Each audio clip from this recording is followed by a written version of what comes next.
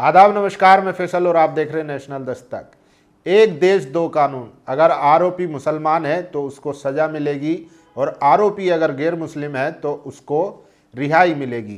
कल बहराइच हिंसा मामले में जो फैसला आया है उसने देश को हिलाकर रख दिया है। आप सोचिए, एक तरफ बहराइच में हिंसा होती है और एक साल के अंदर फैसला आ जाता है जिसमें आरोपी सरफराज को फांसी की सज़ा और उसके साथ 9 अन्यों को उम्र कैद की सज़ा होती है। वहीं दूसरी तरफ अखलाक समेत अब तक जितने भी लिंचिंग मामले हुए हैं एक में भी फैसला नहीं आया, जबकि अखलाक के मामले में सरकार जो है केस वापस लेने के लिए विचार कर रही है।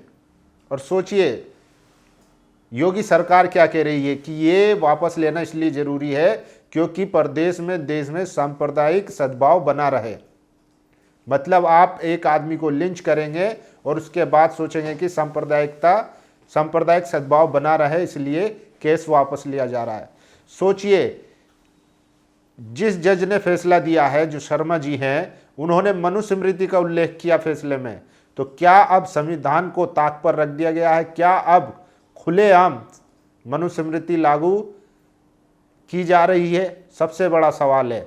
वहीं दूसरी तरफ सोचिए, आपके घर पर एक व्यक्ति ज़बरदस्ती आपके घर पर चढ़ता है, उस पर से झंडा उतारता है, लेकिन बदकिस्मती से उसकी मौत हो जाती है। आरोपी जो भी थे उनको सज़ा होनी चाहिए, लेकिन 1 साल के अंदर सज़ा हो भी जाती है, मगर अखलाक के मामले में आज तक कोई सज़ा नहीं हुई। जितने भी आरोपी हैं सबको जमानत मिली हुई है और सब बाहर घूम रहे हैं, आप सोच सकते हैं। लेकिन उससे पहले हम इस जो फैसला आया है उस पर चर्चा करेंगे। देखिए जज साहब, जिस आरोपों को जिन अफवाहों का बहराइच पुलिस ने खंडन किया था, जज साहब जो है उन्हीं आरोपों की बुनियाद पर फैसला देते हैं। मतलब अफवाह फैलाई जाती है और फिर सजा भी उसी को आधार बनाकर दी जाती है। बहराइच के राम गोपाल मिश्र हत्याकांड में 10 आरोपितों को सजा हुई है, जिसमें से सरफराज को फांसी और बाकी 9 लोगों को उम्र कैद की सजा सुनाई है। इस मुकदमे ने अदालत में व्याप्त मनुवादी सोच को भी उजागर कर दिया है।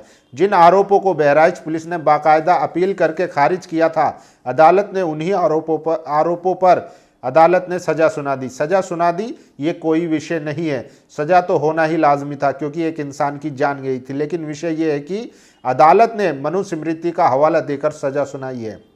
मनुस्मृति का दंड विधान कैसा है, ये उन वर्गों से पूछा जा सकता है जिन्हें सदियों तक इंसान का दर्जा ही हासिल नहीं था। ऐसी विवादित मनुस्मृति का हवाला क्या उस देश में दिया जा सकता है जो देश संविधान से संचालित होने का दम भरता हो? क्या न्यायाधीश महोदय को संविधान निर्माताओं का एक भी कथन नहीं मिला जिसका हवाला देकर गोपाल मिश्रा के गुनहगारों को सजा दी जाती? न्याय होना ही नहीं चाहिए बल्कि दिखना भी चाहिए, ये मशहूर कानूनी सिद्धांत है। क्या इसका हवाला नहीं दिया जा सकता था? लेकिन अदालत ने हवाला दिया मनुस्मृति का। वही मनुस्मृति जिसे इस देश के संविधान निर्माता डॉक्टर BR अम्बेडकर ने जलाया था, उसका हवाला देकर अदालत सजा सुना रही है। तो सोचिए देश को कौन से विधान से चलाने का षड्यंत्र हो रहा है। कानूनविदों को बहराइच मामले में अदालत के फैसले की समीक्षा करनी चाहिए। कोई जज अपने फैसले में उस विवादित किताब का हवाला कैसे दे सकता है जो किताब इंसानों के एक वर्ग से उनके इंसान होने का ही अधिकार छीनती हो? क्या ये फैसला मौजूदा राजनीति से प्रभावित नहीं है? मनुस्मृति इतनी ही अच्छी पुस्तक है तो इसे जलाया क्यों गया था? जज साहब को जज की नौकरी संविधान ने दी है या मनुस्मृति ने? इस सवाल का जवाब अगर संविधान है तो फिर जज साहब को फैसला भी संविधान के अनुसार ही करना होगा। डॉक्टर अंबेडकर ने कहा था कि संविधान महज वकीलों का दस्तावेज नहीं है, ये जीवन का एक माध्यम है और इसकी आत्मा हमेशा युग की आत्मा होती है। संविधान की शपथ लेकर गैर संवैधानिक कृत्य करने वालों को अपना गिरबान जरूर झांकना चाहिए। सोचिए, जज साहब उस किताब का हवाला दे रहे हैं जो एक तबके को इंसान तक नहीं समझती थी, सालों तक जो है उनको अछूत समझा गया, उस किताब का हवाला दिया जा रहा है। सोचिए। और ये वीडियो भी जज साहब को देखनी चाहिए थी कि राम गोपाल मिश्र उस वक्त क्या कर रहे थे।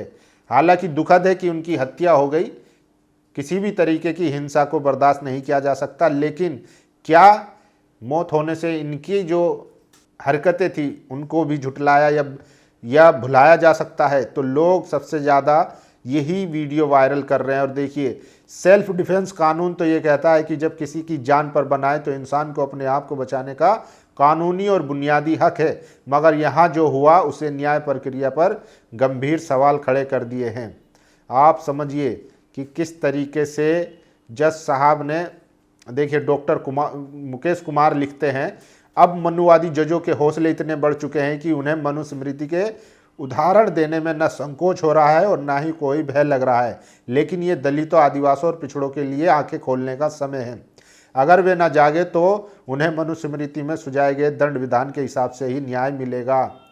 तो ये बात सिर्फ मुसलमान की नहीं है, ये हर उस तबके के लिए ज़रूरी है जिसको इस किताब ने शूद्र समझा, जिसको उसके बुनियादी अधिकारों से अछूत रखा, उनको भी समझने की ज़रूरत है। और सोचिए इनको कब इंसाफ मिलेगा। एक लंबी फहरिस्त है, वो आपको बता देता हूँ।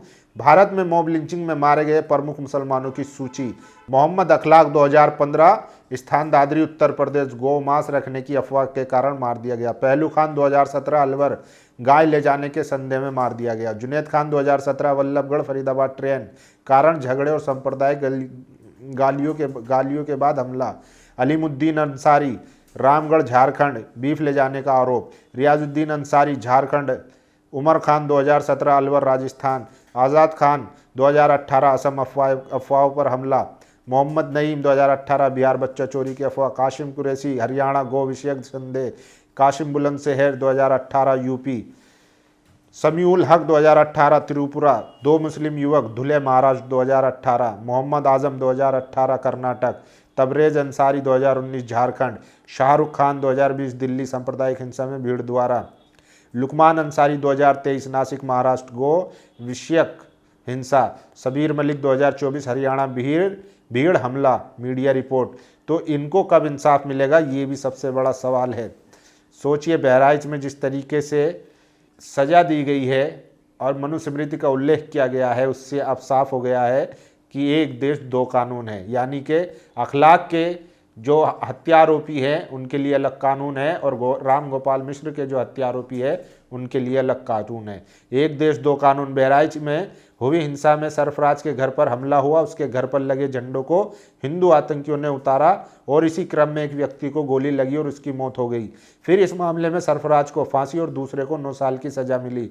दूसरा मामला, उधर चलती ट्रेन में सीआरपीएफ चेतन ने 4 मुस्लिम को अपने आतंक का निशाना बनाया, अदालत ने उसे जमानत पर रिहा कर दिया। आपको याद है सीआरपीएफ का एक जवान चेतन, कैसे उसने ट्रेन में गोलियों से भून दिया था मुस्लिमों को, लेकिन उसको मानसिक बीमार बताकर जमानत दे दी गई। तो इस तरीके से कानून चल रहा है। सोचिए यूपी में अखलाक का केस वापस लेने के लिए सरकार कह रही है कि ये सांप्रदायिक सौहार्द बनाने के लिए जरूरी है केस वापस लेना। किस तरीके की मानसिकता है आप समझ सकते हैं। और देखिए बहराइच की ये भी एक कहानी है, बहराइच हिंसा की।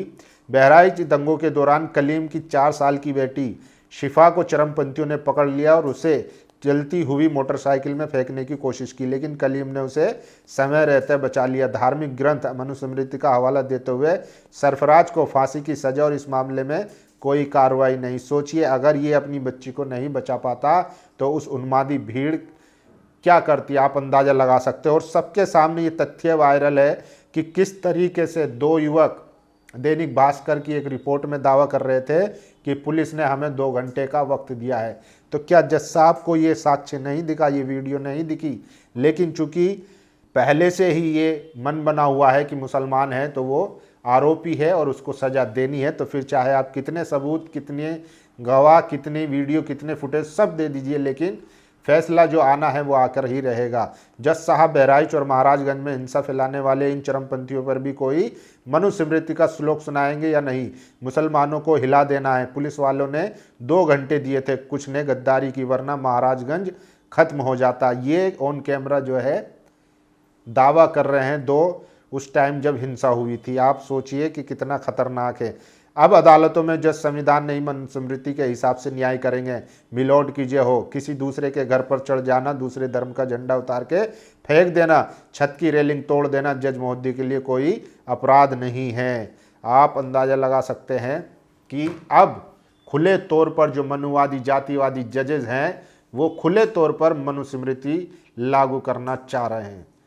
बाकी बहुजन समाज को समझना पड़ेगा, SC ST OBC माइनॉरिटी को अगर अब भी नहीं संभले, अब भी एकजुट नहीं हुए तो वो दिन दूर नहीं जो हजारों साल पहले मनुवादी जातिवादी लोग जो कृत्य करते थे, जिस तरीके से प्रताड़ित करते थे, वो सारा फिर से लागू हो जाएगा। और बाबा साहब ने जो सपना देखा था कि संविधान से देश चलेगा जहां हर किसी को बराबरी का अधिकार होगा, अब वो खत्म होने की कगार पर है।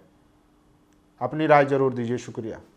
नेशनल दस्तक की आपसे गुजारिश है कि अगर इसको बचाना चाहते हैं तो नेशनल दस्तक को सब्सक्राइब करने के लिए रेड कलर के सब्सक्राइब बटन को दबाएं, फिर बेल आइकन की घंटी दबाएं। नेशनल दस्तक को बचाने के लिए बहुत जरूरी है कि हर खबर को शेयर करें, लाइक करें, कमेंट जरूर करें।